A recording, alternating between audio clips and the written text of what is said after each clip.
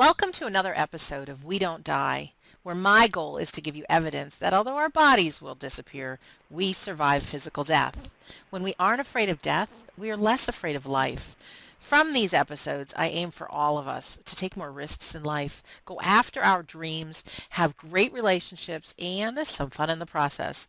I'm your host, Sandra Champlain, author of the #1 international best-selling book called We Don't Die, A Skeptic's Discovery of Life After Death. And today on We Don't Die Radio, I'm thrilled to introduce you to my friend, Gina St. George. Gina, Hello. hello. I was going to keep talking, but I'll say hello. Well, let me say a little bit more about you. Gina is a chemical industry executive turned entrepreneur.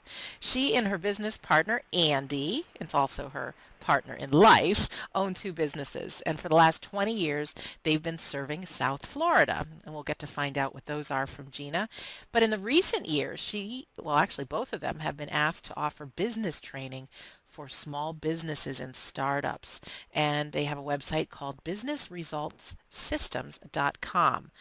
Gina is unfortunately home with the flu today, but I'm thrilled that she's still going to join us. But she is someone like myself who is an avid cat lover and can usually be found caring for foster kittens who are orphaned and need to be bottle fed or are sick or are simply too small and young for adoption. So this is a woman with a lot of love in her heart. And if you go to wedon'tdieradio.com right now, you can see a picture of the beautiful Gina St. George and who we're talking to. So Gina, hello and welcome. Hello, and thank you for having me. Oh, and thank you for being here, even though you're a bit under the weather.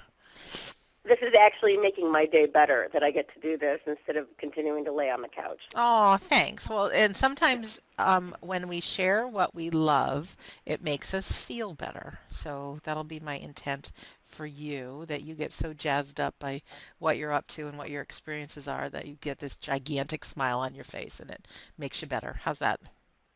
That sounds excellent. Gina, where are you talking to us from today? You're in Florida? I'm in Fort Lauderdale, Florida. Fort Lauderdale. In Fort Lauderdale. Fantastic. Awesome. I love that So area. I've lived here for the last 5 years when I came and joined Andy in business, and prior to that I was in many places, but I've settled here now, and this is where I am. And it's October, and it's still 80 plus degrees. Oh, that's nice. Before we get into why you volunteered to be here on a show called We Don't Die, what kind of businesses, what are the two brick and mortar businesses that you've been working with for 20 years? So the first one is a litigation support business. It's a business called CopyScan. And what we do is we do document management and trial preparation work for law firms, and basically anything that they need for doing discovery and doing their preparing for their case in court if it does go to court.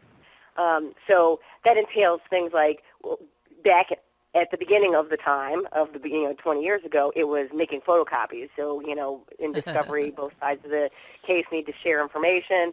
It was photocopies. Then it became scanning, and Andy actually named the company with that change in mind because he knew that scanning was starting to emerge, and so he's like, well, I'm going to name my company CopyScan instead of just blah blah blah copy service. Right. And but little did he know that everything would end up going digital, and so now we do a lot of electronic discovery, which is that's stuff that has never been on paper. So it's your emails and everything that's on your computer. It's amazing how fast technology's changed. So that's one business, right? Is there another one? I'm sorry. No. Oh, that's okay.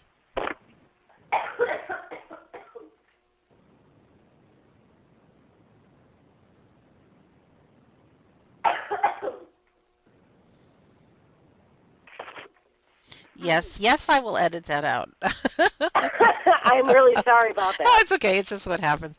So, Gina, let me ask. That's one business, and do you have another business besides CopyScan? Yes, we do. We have a second business, and the second business was born of the first business. The second business is called Record Shred, and so basically when all the privacy laws came out, after a lawsuit was over, you couldn't throw stuff in the trash. And so customers more and more started asking for stuff to be destroyed. And so the new business was born because there's a market for that far beyond litigation. Right. And So, I'm going to let you get a drink of water because I think you're, oh. So everybody listening, Gina, I love her, and she's going to do the best she can, but she might need to cough or sneeze in the process. And also for anybody interested in finding out more about Gina, of course, underneath her picture, I'll have a link to her websites. So we are here to hear more of why you believe in life after death, but I certainly will attach a record shredder and copy scan and just everything because we have a whole varied group of people that listen, and sometimes you listen and you're like, I want to know more about that, so we'll include that. So Gina, if I can ask you, what was it about maybe this radio show or something that you've experienced that made you want to be a guest here today? You have a story for us why you believe in life after death? I do have a story, and when you put out your note in the group that if anyone had a story they wanted to share, I'm like, oh, I totally do, because I became a believer after my experience with my father. And I read your book, and what's amazing is I found that I had a lot in common with you. Oh, nice. So if I could tell you about him and why we have stuff in common, you'll be able to relate to this really well. Yeah. My dad, while not being a professional pilot, was an avid aviator. Oh. And so he didn't have the eyes to fly in the military back in the day. Mm-hmm. And so he wasn't able to do that. Yep. Did not have perfect vision. Yes.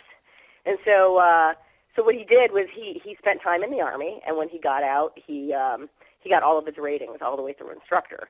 So I grew up at the airport because that was how my dad spent his weekends. He instructed anyone and everyone who wanted to take lessons.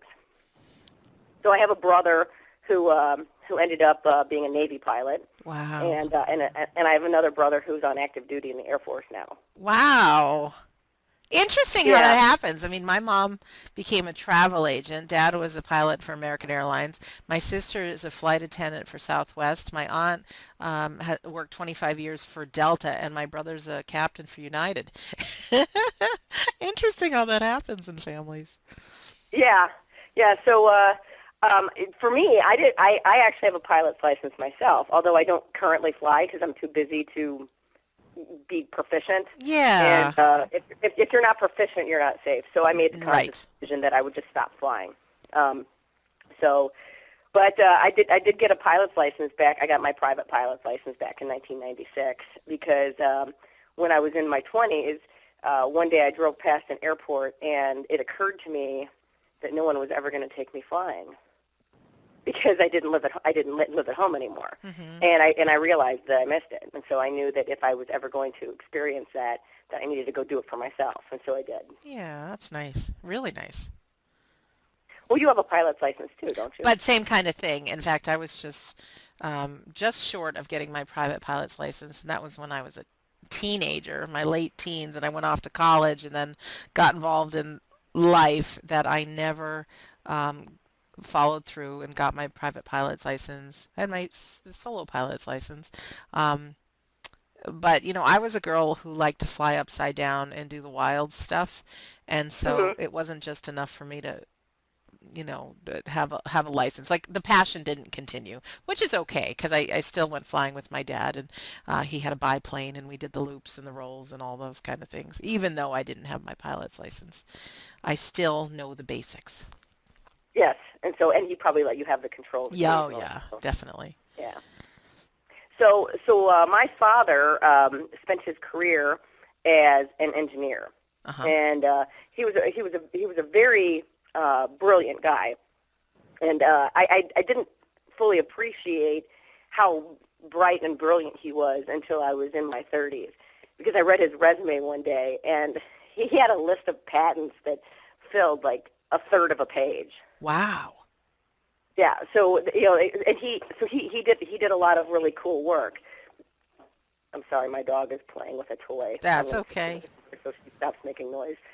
So So he spent his life doing engineering work, and when he retired, he did freelance landscape design. So he loved to create things, Mm-hmm. and that's the kind of guy that he was.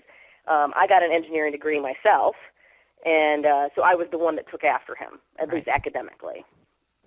So fast forward now to 2011, and my dad had something funny going on with his skin, and it had been going on for like a year, and nobody could figure out what it was, but he was itchy, and he was flaking, and nobody was able to diagnose what was going on with him. So it wasn't until it was Thanksgiving in 2011 that finally they got him into a specialist who said, this doesn't look like, psoriasis or, whatever. And it turned out that he had lymphoma. Oh, boy. Okay. And so, and because it had gone so long without being properly diagnosed, he was already stage 4. So, he started treatment. He gave it a shot, and then the treatments made him too sick to continue treatment. So he had to take a break from the treatments, and then we had to start looking at some alternatives. Well, so what happened with me is that I was getting frustrated with my mother because every time I asked her questions, she didn't have any good answers for me. Like, did you ask the doctor this? Did you ask the doctor this? Right. What does this mean? And I couldn't get any answers. And so one of the benefits of being a business owner is that I can work remotely and no one can tell me that I can't. Right. So Andy held down the fort, and I was gone for 6 weeks. So my intention, and this is now 2012. Yep. It was February of 2012. My intention was to go stay with my parents, who were in Michigan, and whip everything into shape because I'm a get-it-done kind of gal. Yes, you are. And then get him on track with whatever treatment program he needed to, because he was only 75. Mm-hmm. I just didn't think that he was old and that he was that he should be done. Right. So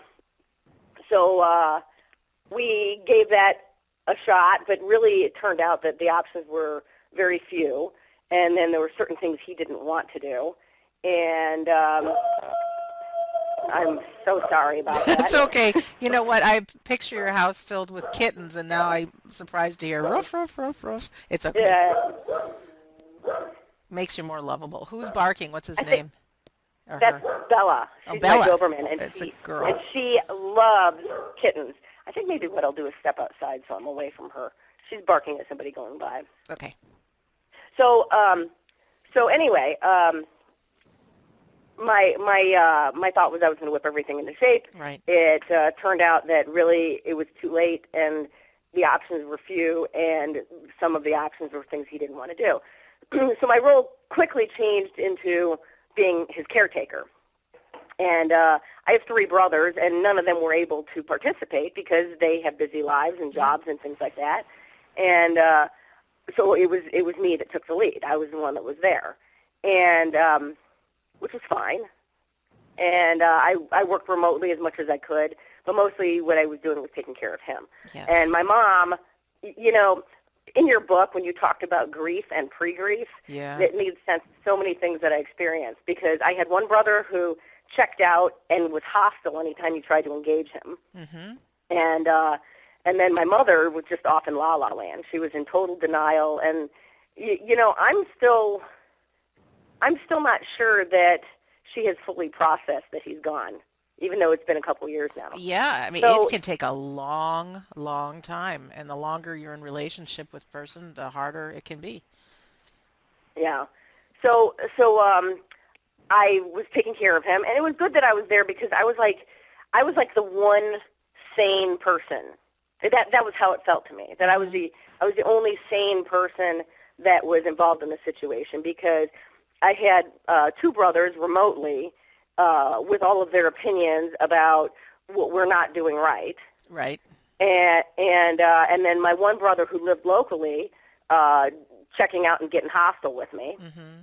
And my mom just being, the doctors and all the caretakers, stopped even talking to her. They came directly to me, like I was in charge. Yeah. It was like really amazing. But I Right. guess hospice people do that. Yes. So I mean they know what all the dynamics are. Sure. And so and my mom would get angry anytime somebody mentioned that he might die, Oh. because she was praying for a miracle, Yeah. like Oh, yeah. all the way until the end. Yep. Yep. Same with us. I understand completely. Yeah, Wow. so she was praying for that miracle. We had to covertly get a priest to his hospital room to read him his last rites, Oh, boy. because she would have thrown a fit if we'd have done that at home, Right. in her, with her being able to see it. Yep. So I'm just trying to like give him his wishes, and she's getting so it was a really nutty time. It was a really, really nutty time. Well, and I'm But honestly, I don't mean to what's interrupt that? you. I don't mean to interrupt you, but I'm honestly glad you're sharing that, because people going through that right now, it's like hard to believe that normal people would behave such a way. So it is really all a part of how we deal with grief, and even before we lose somebody, like this stuff kicks in. So go ahead, continue your story. Yeah, it was crazy. It was a very nutty time, very emotionally taxing. Not just losing my dad, but having all of this insanity around Yes. me. And but I, being the on task kind of girl that I am, Right. I was just taking care of stuff. I taking care of this and that, and talking to this person, arranging this, and then I was also making sure he was comfortable at the same time. So for me, it was a job, and I think that enabled me to retain my rationale, my rationality Mm-hmm. about approaching what I was dealing with, because I had a problem to solve. I had a job to do. I had tasks. And so, like, everything else was noise, but I thought it was insane. Yeah. So, so finally, we were able to bring him home, because that was what he wanted. And the hospice people are very special, by the way. Yes. You Yes. know, Yes. very special people in that profession. So we were able to bring him home, and we had hospice people who came to the house, and then they equipped us with all kinds of things that we needed to take care of him. Mm-hmm. And the person who arranged for the for all the stuff that we were doing at home, wanted to brief me on all of it, and I actually had to run and pick up my books that had just been printed before the printer closed. It was funny because Craig Dalzwalt's Rockstar Marketing Boot Camp was going to be in just a few days, and I had done my book, and I was ready to present it, and I had them printed, and the place I had it printed was very close to where my parents lived. I was very excited. I found a place like that, and I needed to jump in the car. Mm-hmm. So while I need to leave, I told her, I said, I have a trip I'm supposed to take, and I'll be gone for 5 days. Should I do that? And so she said to me, would it be okay with you to not be here when your father dies? And I said, no. So she said, well, then you've answered your question. And so then she proceeded to tell me that that she has seen the human spirit, and that if you're in hospice, you know this. You see this over and over again. She said, he's done. He doesn't have much time left. This process will not take a long time. And that was such a gift that she was that direct with me, Mm-hmm. because I thought he might have another 30 days. Right. I had no idea that time was that short, but she told me that, and so I said, well, okay, so I should call my brothers. And she said, if you would like your brothers to see him while he's alive and interact with him, then yes, you should call your brothers. And so it was a gift that she told me what it was, and so I immediately started making phone calls. And I was able to get my brothers in town, and my dad started fading before one of them had arrived, and we kept on telling him, hey, Paulie's coming, Paulie's coming. I wanted him to know that Paulie was coming to see him, and that he hang on long enough. Well, so what happened is that once everyone arrived, he perked up, and he had 2 really fabulous days. Oh, nice. Yeah, he had What 2 was your really dad's fabulous. first name, if I could just ask? Alfred. Alfred, okay. Yeah, My dad's he John, had, and I'm sure they're flying high in their airplanes right now. they probably are. Yeah. They probably are. Happy They're that probably their like, girls are together right now. yeah, they're probably telling stories and, watching the airplanes take off and land Okay, with a sorry cup to of coffee. interrupt. I was just thinking of what was his name? Okay. No, that's fine. So he had 2 fabulous days, and so that was a gift as well. That was wonderful that I was able to get them there, and that he had 2 really good days with all of us there, and then the day after that, he was very sleepy and not very engaged. He was just very tired, and he even looked different. Like just his whole face was he just looked different. But at dinner time that night, we had a hospice bed, where we could sit him up and stuff, and we would bring him food when it was time to eat. But he insisted on coming to the table the night that he died, Wow. and he. I didn't understand what they were doing to him because I'd walked out of the room, and the next thing I saw, they were wheeling him to the table, and he was wobbly, and he couldn't hold his fork, and so we kind of like cut up his food for him, and one person held the plate, and one person gave him some food, and he actually ate like half his dinner, and then he said, "I'm tired, I need to go lay down," and it was within 15 minutes that he passed. So it was like his last act of being a family man that he came to the table and ate with us. Wow. So when at the time that he passed, and so now that I've told you all this, and so you understand the aviation thing and what the whole story was around it. So we have a house full of people now, and including cousins that had come to visit at this point. And so when he passed, it just happened so suddenly. It wasn't even like he had anything to say. He just drifted away. And my one brother and I didn't realize it until he was unresponsive because we were just trying to get him comfortable and ready for bed. Yes. And so one of my cousins made the comment that the dogs were statues. So this is like piece number 1. They were looking at something, and they were frozen like statues, looking in that direction, to where we all were and where he was. Mm-hmm. So that was my first sign that there was something going on. And yep. And then in the days that followed, it was probably. Well, I stayed for another week and a half because I helped my mom with all the banking and the life insurance and all the paperwork stuff. Got all that done. We cleaned up the house and gave away things that she, was willing to part with and all of that. And then I went home and went back to my life. And so I'm a person that I have very few dreams that I remember.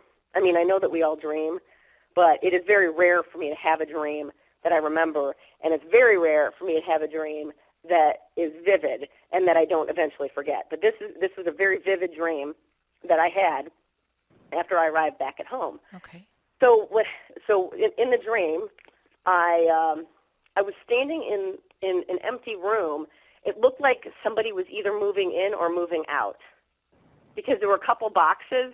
The room was mostly empty, but there were a couple boxes, and and they were just on the floor, and there was no furniture.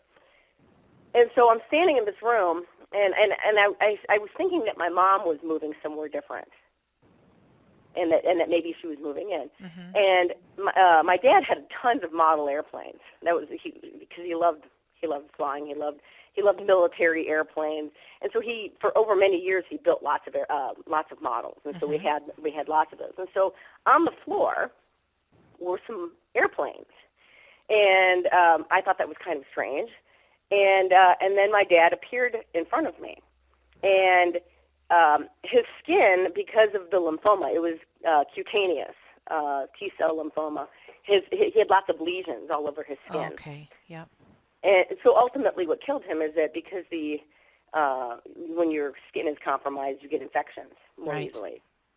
And so, he ended up, the cause of death was actually sepsis, not the primary disease. Yes. So, but when I saw him, I was a little taken aback, and he wanted me to come to him and kiss him on the cheek. He was motioning to me to do that, and I was kind of afraid to approach him.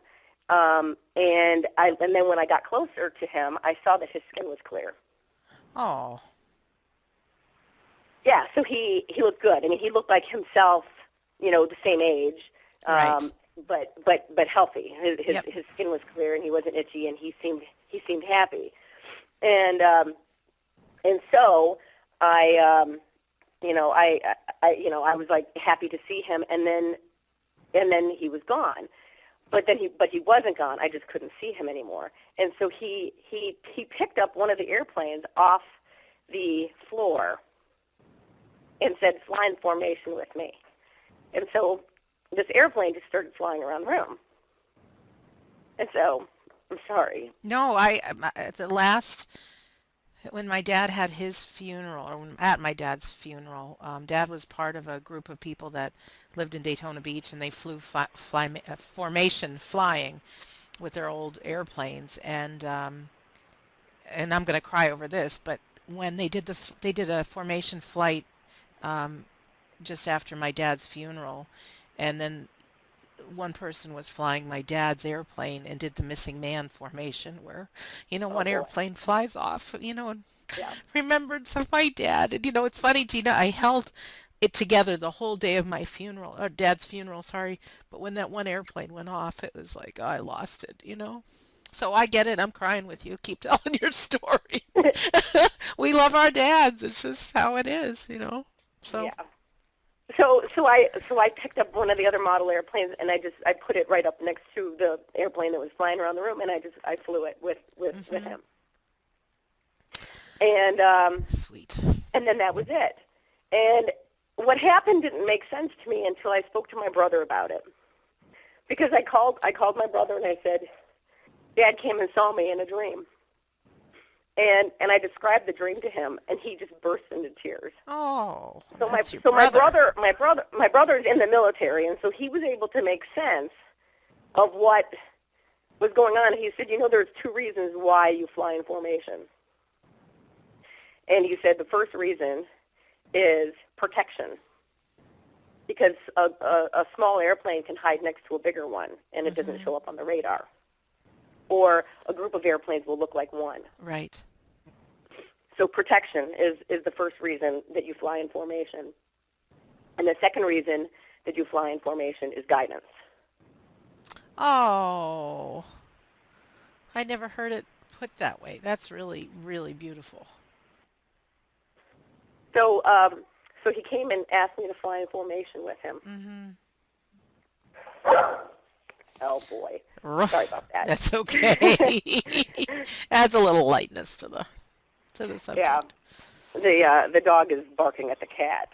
It happens sometimes when you have more than Yes. one species in the house. Sure. So yeah, and so ever since then, I feel that he's with me, and that he wants to protect and guide, and that whatever I'm doing, and you know what it's like to be in business. There are things that are difficult and taxing, and long hours, and lots of stress at Yeah, times. yeah, sure.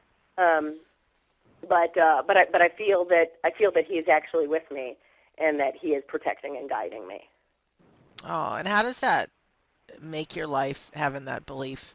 You know what I'm asking? Because it's one thing to have faith, but it's like another thing to just really believe that he's there and that it's all going to be okay. Do you find that that makes a difference? Oh, it makes a tremendous difference, because there have been times that I wonder if I really want to be doing what I'm doing. I mean, you know that. It's not like I want to go back and get a job again, but Right. there are times I'm like, my God, I had no idea I was signing up for this life when I took on this task, or this set of obligations, and then I hear my dad telling me, you know you're very good at this stuff, and you're gonna find a way, and just do what you always do. So you And just kind so of hear him in your mind, or you hear a thought like that would be him saying it. yeah, That's it cool. would be the kind of way that he would talk to me. Right. It would That's be the kind that's of way that very he would. sweet. That's really Yeah, and nice. he always called me Jeannie or Jeannie girl. I was Hmm. his only daughter. My name is Gina, which is a completely different name, and I would punch anyone else who called me Jeannie because that's not my name. But Right. my dad called me Jeannie, so um, he calls me that when he talks to me. Sweet. Yeah.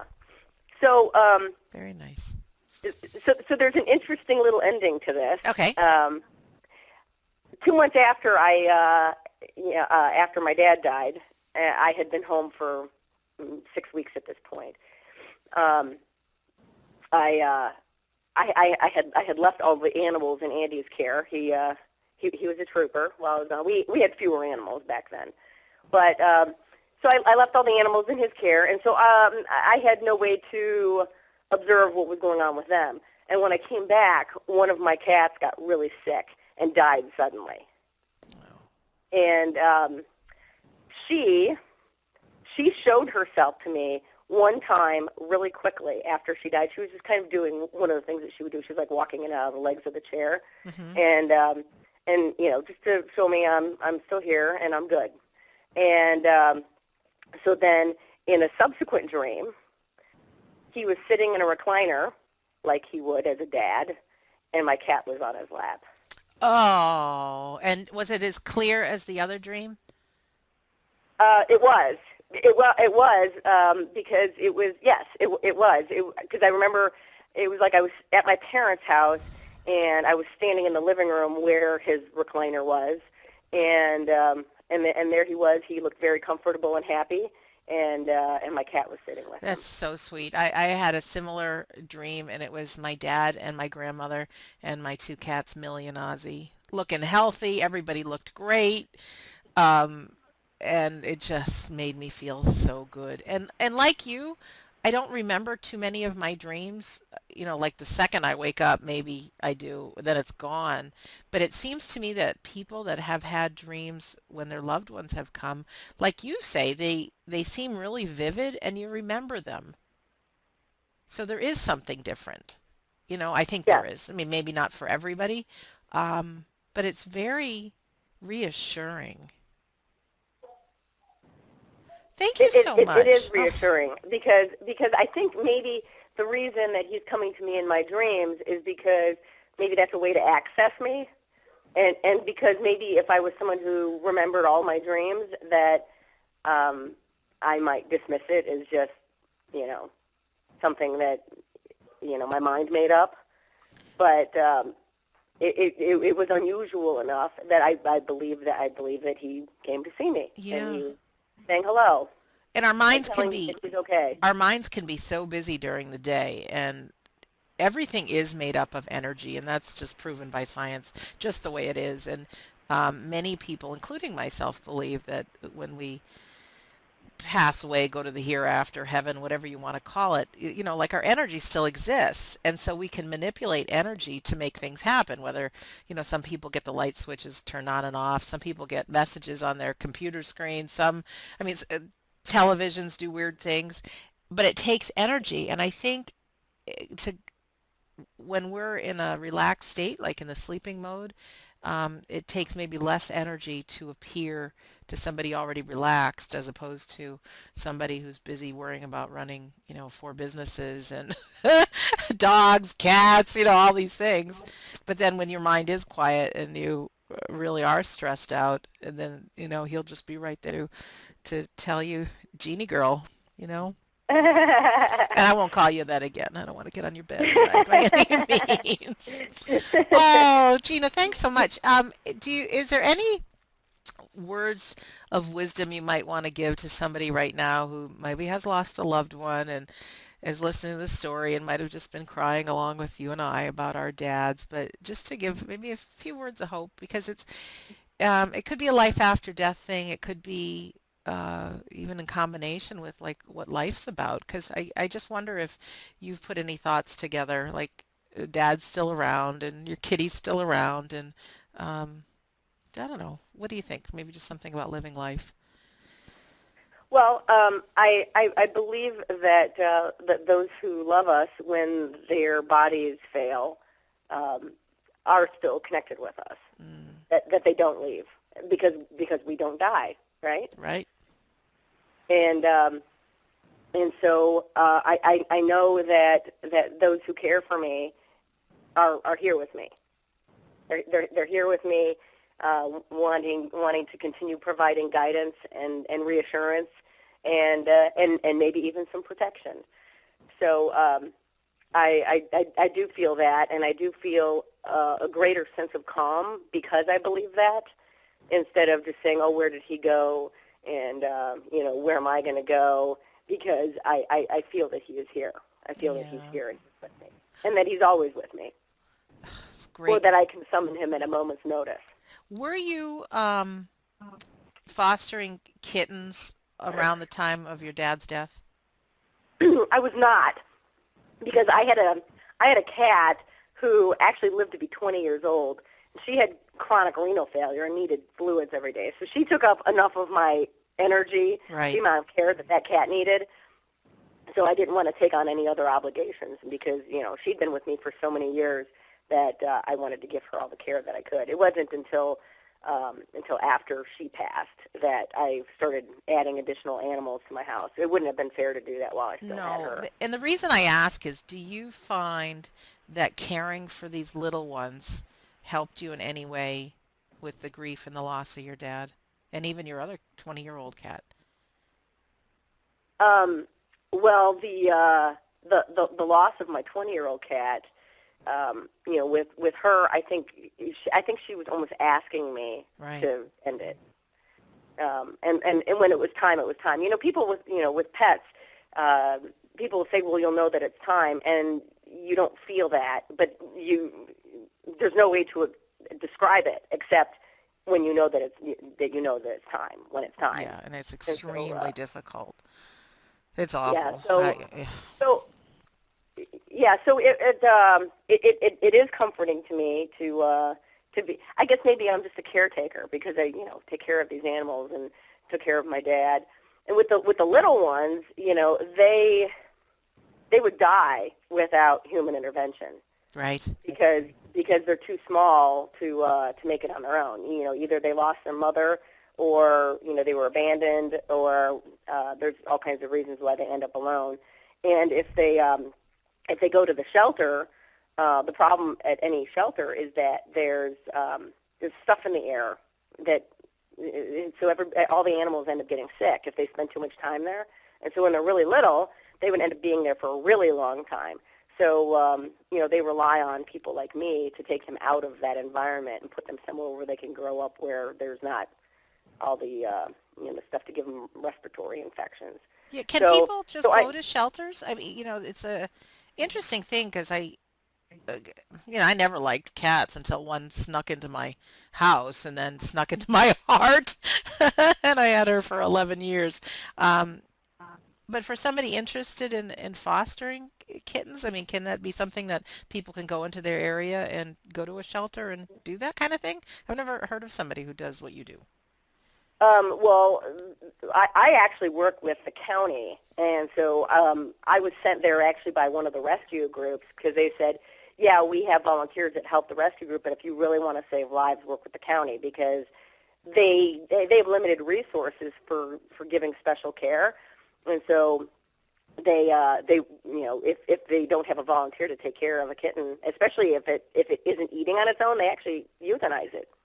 Oh, Yeah, because they're like, well, I guess they figured that it's kinder to yes, euthanize it than to let it starve to death because right. it's not weaned and it can't eat.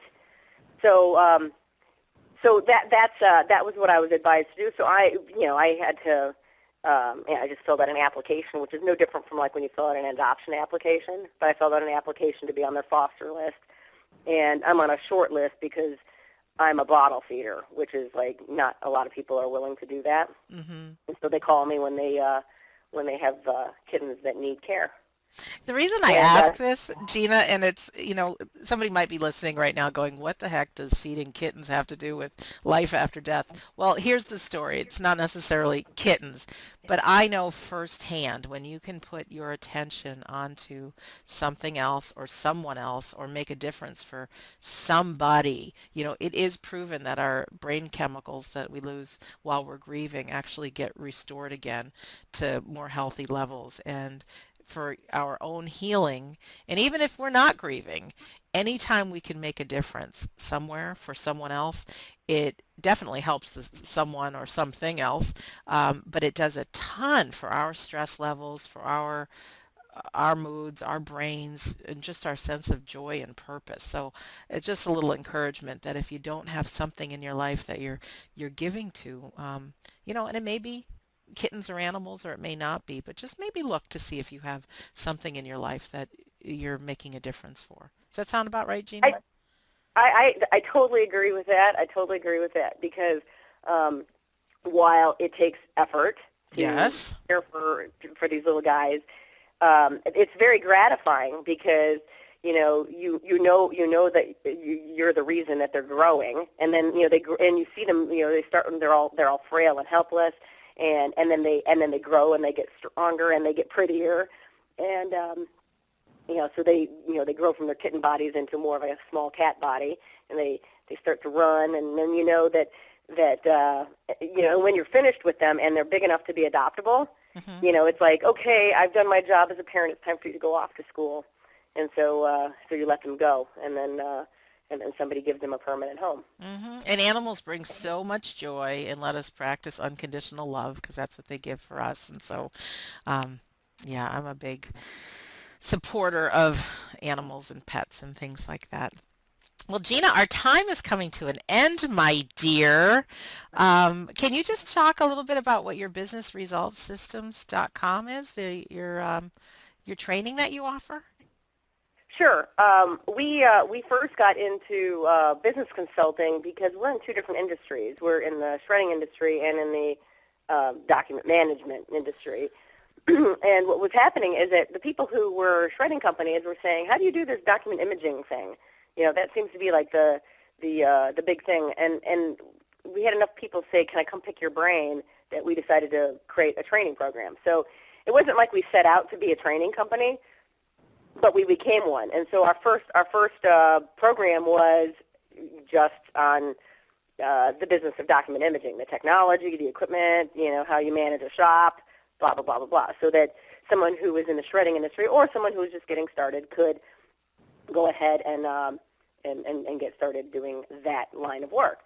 And so from there, we started offering additional things like how to market your business with video, how to market your business by blogging, and SEO, and we have a stay in touch marketing program, and so it's just one thing built on the other. It wasn't necessarily that we set out to do that because we already have businesses, Right.